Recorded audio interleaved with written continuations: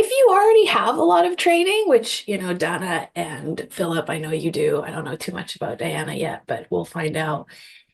All the training that you have, I'm sorry to tell you, and it's funny because I'm sitting in front of my bazillion dollars of training wall, right? But we're gonna shelf it. We're gonna put it all aside because this is a revolutionary thing that I'm doing. This is a revolutionary thing that you're doing. And a big piece of the revolution is admitting that what we've been doing so far has only worked so much. And there's got to be some other thing that works more effectively and faster. I've done a million videos. You can watch them on YouTube about like why I love this method. But short story is, after all the training I've done, after all the education I've gotten, I am trained as a regular hypnotherapist too, who does the counting down and all of that. What I found is the more we import to the session, the more we come at the clients thinking, well, I know because I have the education, I have something to share with you that you didn't know, the more we interrupt their subconscious. So, like, this is a very hard concept to wrap your mind around because we've been so heavily convinced in the Western world, by our educations that if we invest more, we become smarter. If we invest more, we become more expert. If we invest more, we can help people more. But actually, I know you're already shaking your head. Actually, what I have found in my clinical experience is that's just not true. The subconscious of the client is where the beauty and magic lies, and all the solutions come from there. So there's nothing I can bring that will override that. There's nothing I can bring that will be stronger than that.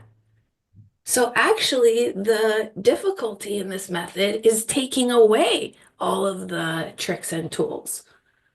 Diana texted me last night or yesterday sometime, like, should I prepare? Is there something I need to do?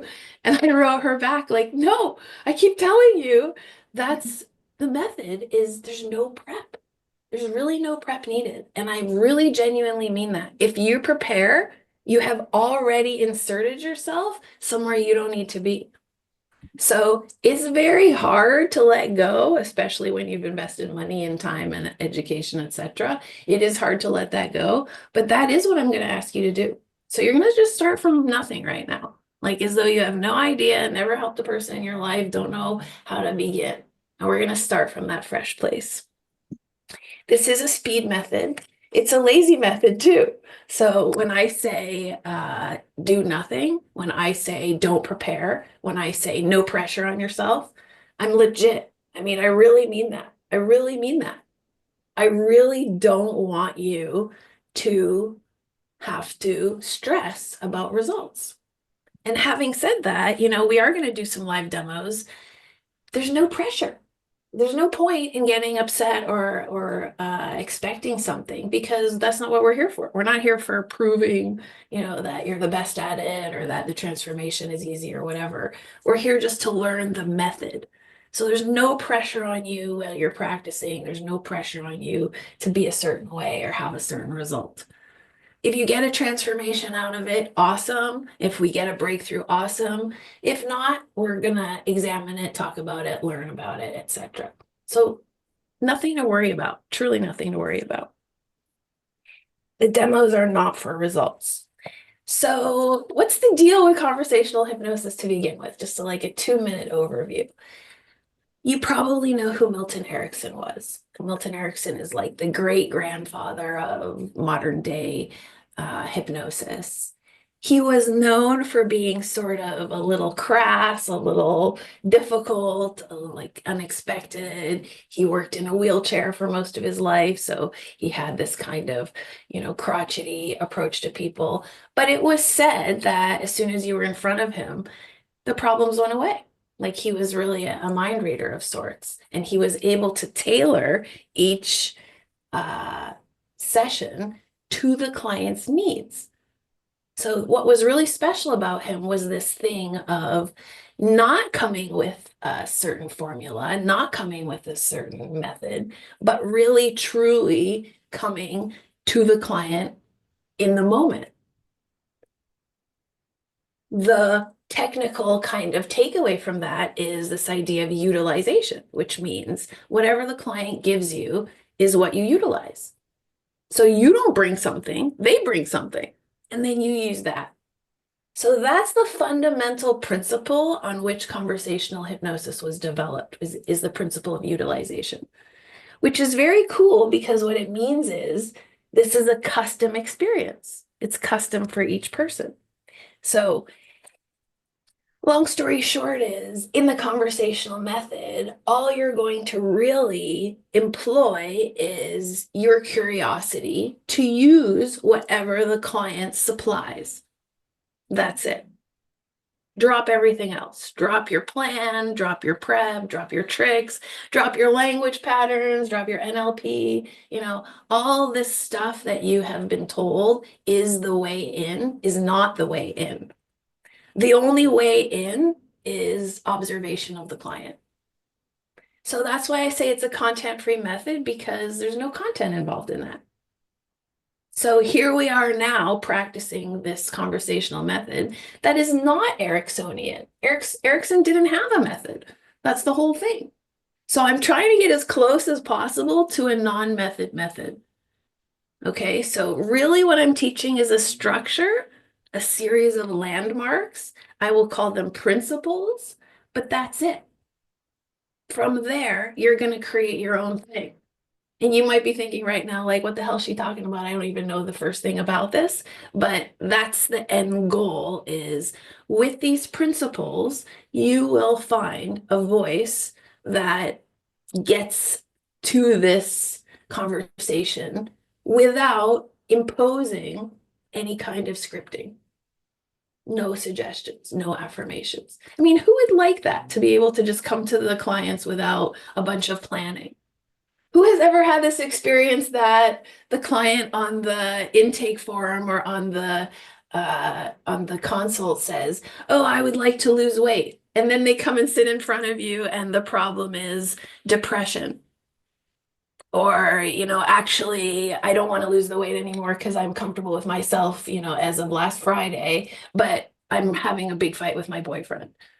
And then you're like, what the fuck? I just spent all this time thinking about this other thing that is not even what you're here for anymore.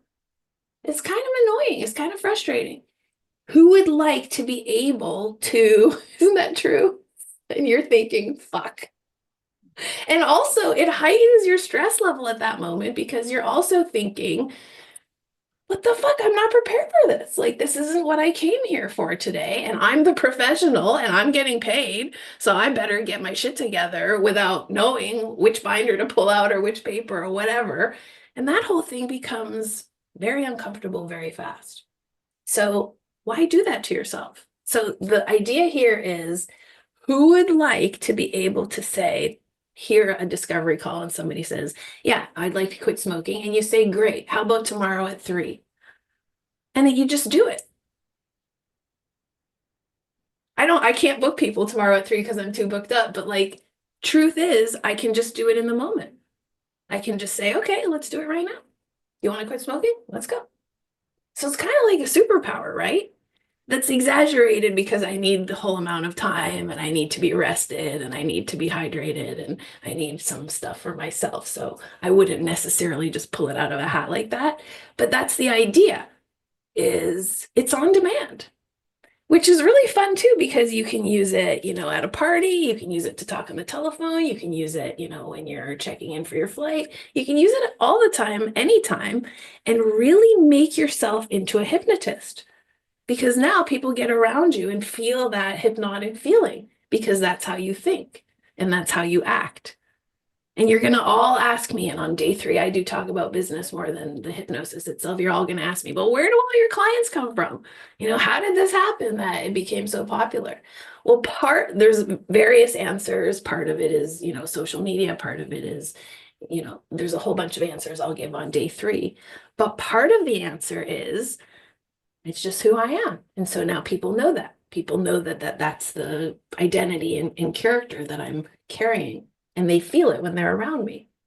So that's what you're going for, is that Ericksonian persona thing, where it's like, oh, I get to be around Maya. Some shit's going to happen. because that's by implication what I have become and who I am. So that's what I want you to get out of this, is that automatic feeling of hypnosis, that ease in getting into it without having to prepare a bunch of things or fake it. What you're not going to learn in this course is faking hypnosis. 10, 9, 8, 7, 6, you're so relaxed, close your eyes. None of that. None of that. Because as soon as we start that, we're already interrupting the person. You see how even if I start doing that, I've already put myself out in front of them. But that makes no sense. I have no idea what is going on yet. Why would I make any assumption? Why would I start anywhere without knowing anything? So today we're going to learn how to get into the hypnosis, how to begin the sessions, how to carry your hypnotic voice through the session, but without a piece of paper to lie about, without some security blanket that's telling you, oh, this is how we're going to do it. So I just want to say that, in my opinion, why I'm so enthusiastic about it, why it means so much to me, is now we get to reclaim the truth of who we are. Like, we are very powerful beings and we are able to help other people. It's just that we have been disenfranchised from that. And why have we been disenfranchised from that? Well, I mean, we could talk about it for hours, but one reason is because somebody makes money when you go and buy their script. Oh, I want to register for RTT or CBT or whatever. Okay, well, now you're involved in a whole conglomerate of stuff, which I'm not putting down. There's lots to be said for it. There's lots of great modalities out there. I've used a lot of them myself. I'm trained in a lot of them. Nothing wrong with that. But the fact is, as soon as I ascribe to that, I'm paying somebody to tell me how to be a healer. But your healing is innate in you and it's innate in your clients. So the real question is, how do we access that instead of how do we fake it to create it? So we're kind of taking apart the whole system that's been built around therapy and healing, and saying, let's just go back to the beginning and actually work directly soul to soul. That's the Soulsway label that I've put on it. So we're going to transcend these programs. We're going to transcend this implication that we need to spend a bazillion dollars on our education, because we don't. By the way, as we're doing that, we're affecting ourselves on an epigenetic level. So I really do think that this has a very huge effect, just rethinking how we're going to approach people. Okay, so I don't think this is just like, oh, it's going to make me a lot of money, it's going to be easy. No, we're really talking about how we're going to be in the world and what we're going to trust. So I have radical faith in the subconscious. You're going to learn to have radical faith in the subconscious. What we're going to learn in this training is not the skill of hypnosis. So it's the weirdest hypnosis course you've ever taken, because I'm not going to teach you any hypnosis. There's no point in teaching hypnosis if we don't know how to untie people's problems.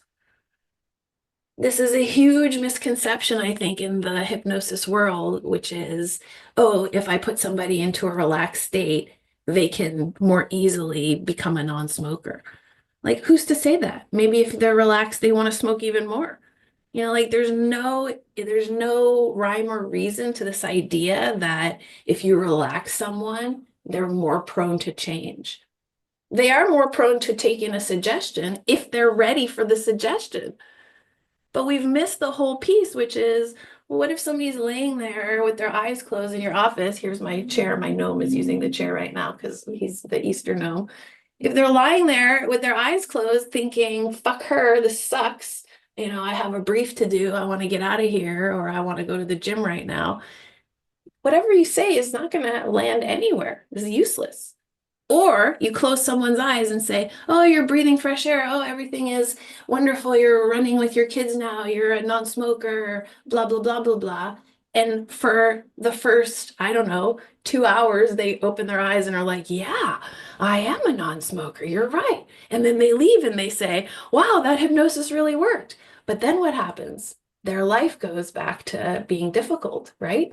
So then 2 days later, they're like, fuck my mother-in-law. I should fucking smoke a cigarette right now. And because you didn't really do anything other than tell them to relax and tell them they're a non-smoker, they're like, I am a smoker, actually. And then what do is get a call that's like, hey, I thought it worked, but it didn't work. So I'm trying to avoid all of that because just telling somebody something at the end of the day is not actually solving their problem. So this course is not about hypnosis. It's not about, hey, get more relaxed. It's not about deepeners. It's not about convincers. It's not about checking the depth of trance or anything. It's about solving problems and undoing knots. And you will find out right in the first half of the day today how that becomes hypnotic. So the hypnosis will be implied in the problem solving. The main tenet is curiosity. So that's what I'm going to talk about in module 1 today is your curiosity. That's it. You're never going to need a script again once you get interested in your curiosity because your curiosity is a script in itself. It's a non-script.